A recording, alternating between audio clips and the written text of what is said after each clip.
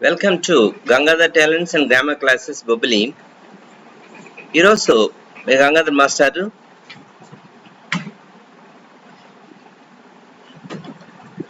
10th class lessons లో భాగంగా కొత్తగా ఇంట్రడ్యూస్ చేసినటువంటి సిలబస్ లో ఒక పోయం ని మీకు ఈరోజు చెప్పడానికి ముందుకు వచ్చారు. Fire and ice CBSE syllabus ని మనకి ఏపీ స్కూల్స్ లో కొత్తగా ఇంట్రడ్యూస్ చేశారు. అందులో ఇది ఒక పోయం, ఫైర్ అండ్ ఐస్. ఇక్కడ చూడండి, fire and ice. What is fire and what is eyes? మనకి ఇక్కడ చూడండి, fire and ice. What is fire and what is eyes? ఇక్కడ ఫైర్ అంటే నిప్పు అని చెప్పేసి మనం చెప్తాం, అగ్గి. అండ్ ఐస్ అంటే మనకి మంచుగా మనం చెప్తూ ఉంటాము. అయితే ఈ పోయంలో ఎందుకు ఈ పదాలను ఇంట్రడ్యూస్ చేశారు, రెండు సినానిమ్స్ మనం తెలుసుకోవాలి. ఇక్కడ ఫైర్ మీన్స్ హియర్ డిజైర్, మనకు ఉండేటువంటి కోరికలు. ఇక్కడ ఐస్ మీన్స్ దేంతో పోల్చారంటే హేట్ అంటే అసూయ, ఇతరులను చూసి ఎప్పుడు కూడా ఏడుస్తూ ఉండటం అనమాట. సో ఈ రెండు పదాలు కూడా ఎంత బాగా ఇక్కడ ఇంట్రడ్యూస్ చేసి ఒక మంచి మెసేజ్ ని పోయం ద్వారా మాకు అందించారు. చాలా చిన్న పోయం ఇది. అయితే చూడండి ఒకసారి ఈ పోయం ని మీకు పూర్తిగా ఎక్స్ప్లెయిన్ చేసి మంచి మెసేజ్ ఇవ్వడానికి ప్రయత్నం చేస్తాను. Some say the world will end in fire, some say in ice, some say the world will end in fire.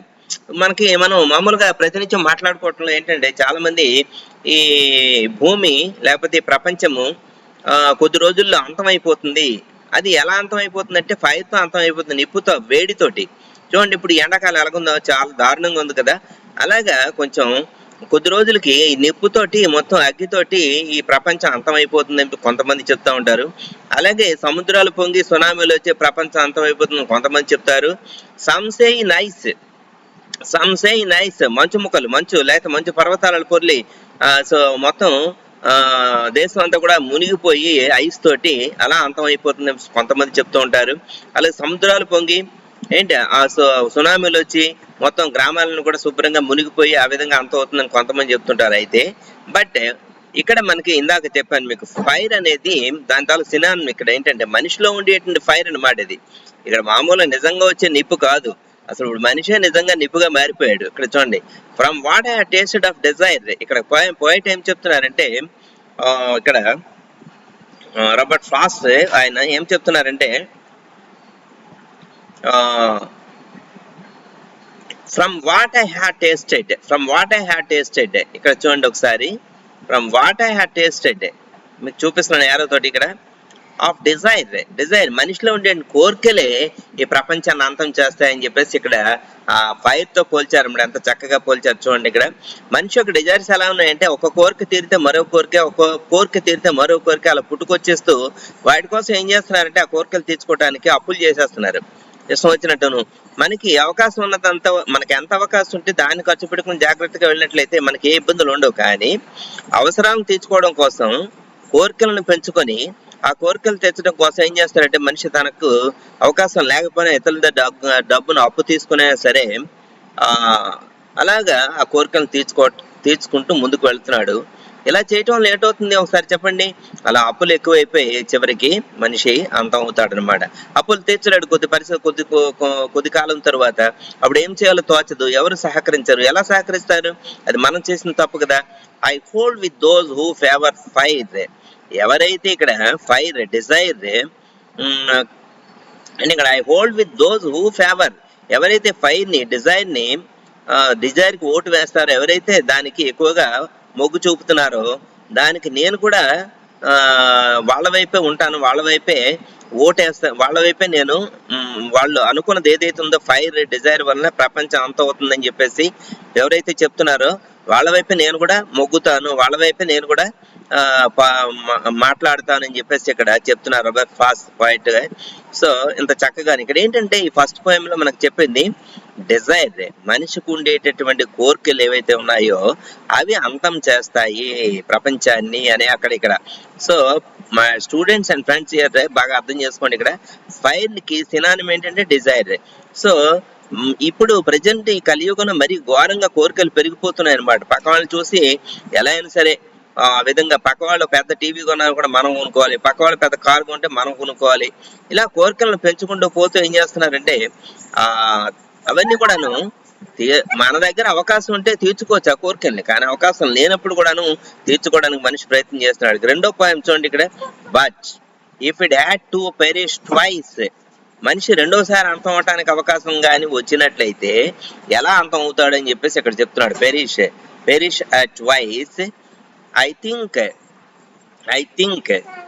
ఇక్కడ చూడండి, పెరిష్ అంటే డై, పెరిష్ అంటే డై. రెండోసారి చనిపోవడానికి అవకాశం వచ్చినట్లయితే, ఇక్కడ ప్రపంచం రెండోసారి అంతం అవడానికి అవకాశం వచ్చినట్లయితే ఎట్లా?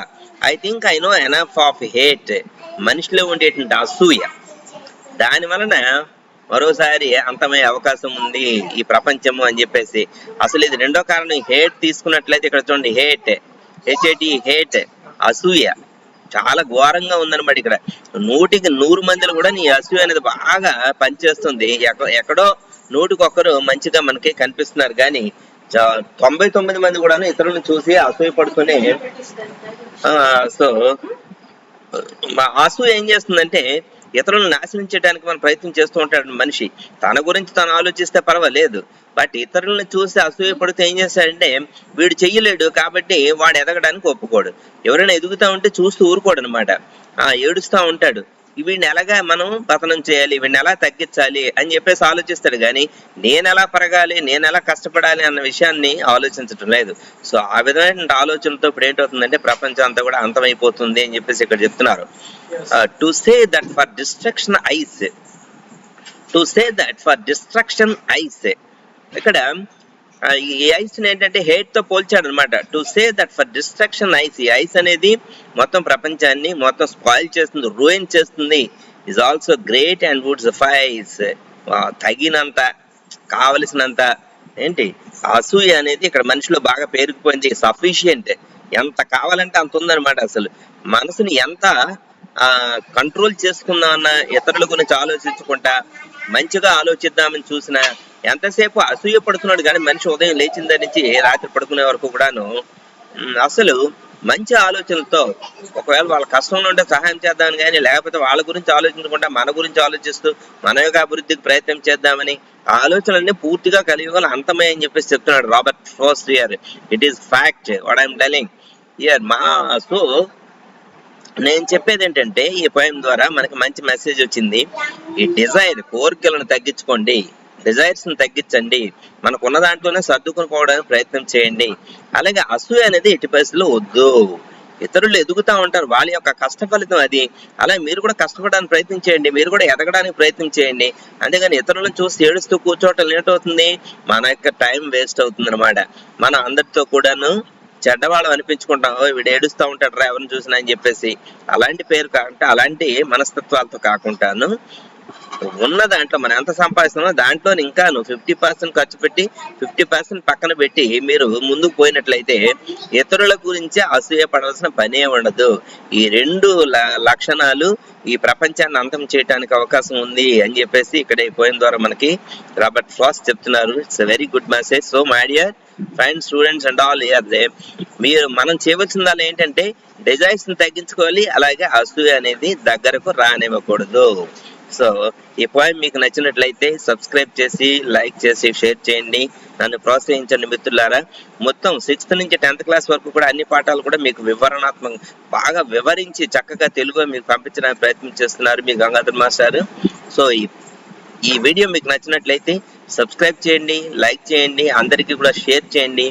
ముఖ్యంగా 10th క్లాస్ పిల్లలందరూ కూడా ఒకరికొకరు టీచర్స్ అందరూ కూడా దయచేసి ఈ వీడియోని 10th క్లాస్ పిల్లలందరూ కూడా ఇప్పుడు ప్రజెంట్ 10th వచ్చిన వాళ్ళకి షేర్ చేసి నన్ను ప్రోత్సహిస్తారని చెప్పేసి, అలాగే సబ్స్క్రైబ్ చేయండి అందరూ కూడాను. Thank you one and all. మరో వీడియోతో మీ ముందుకు వస్తారు మీ గంగాధర్ మాస్టర్.